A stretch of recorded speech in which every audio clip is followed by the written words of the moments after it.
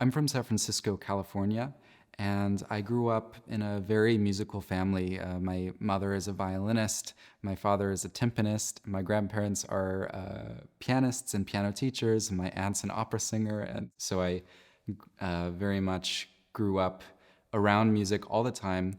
I would go and sit in rehearsals of my dad's orchestra instead of having a babysitter a lot of times. So it was just something that was always around in my life. Yeah, I would say growing up in San Francisco, I had sort of a really wonderful childhood. Well, I think the greatest thing for me about San Francisco is the kind of transcendental natural beauty of the city. I grew up with a lot of sunsets that I could see from the window in my house. We were on top of a hill. I think that perspective of being able to see see from that vantage point is something important in my life. My mother was my first music teacher on the violin, which was her instrument and something that she could give to me. It started in a way as something just part of my family's life, and because music is central to my family, that's just something that I did. But I feel lucky in the sense that I had a lot of opportunity and exposure to music very young, but also not the pressure at the same time. I think it was a good balance for me.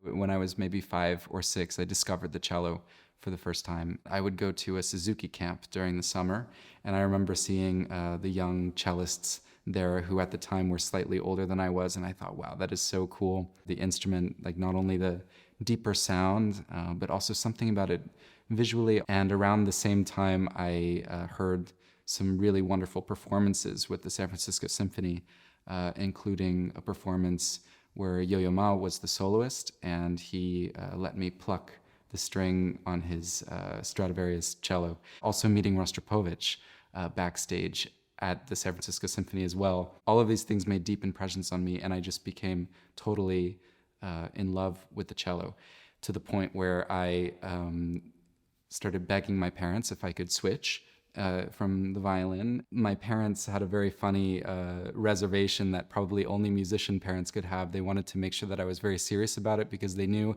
if I were to become a cellist, I would have to buy a second seat on the airplane.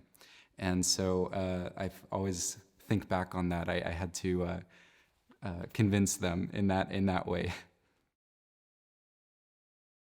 Kronberg was always a place that I knew of for many years, and I was very eager to try to visit the place and see what it was about. Being a city person, before I moved here, I wasn't sure how I would feel about it, but actually I really enjoy it. I've been very impressed by the new building and all of these facilities, and it has a very fresh energy to it. The halls are both really wonderful to play in.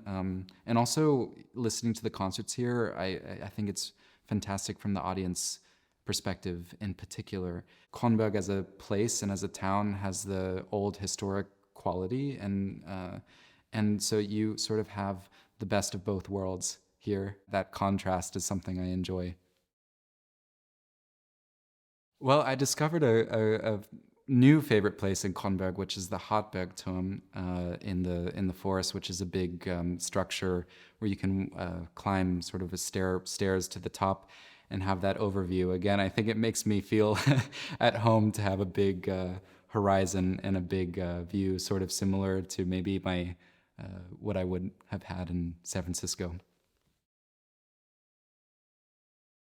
Yeah, being in Europe is very exciting for me because it's just so rich in history. I think a lot of this history is less about the factual understanding and more about what one feels when you're here. Uh, at the same time, the more time I spend here, the more I get to learn and understand the place that I'm coming from. Also, the proximity to different languages, different cultures, being able to take the train as the primary means of transportation. I feel like very, very grateful that I get to experience a more international life. Because because I'm understanding the world in a much clearer way. I love being on stage, and I've always felt very comfortable and happy in that context. I feel like music is very special in the way where everybody in the room will come with a very different individual point of view, and yet music also, when it's done right, I think creates a feeling of unity, and it's the sensation that I'm being moved in such a deeply personal way that only I could feel, and yet those around me are feeling the same. And that to me is really the magical quality of music in particular.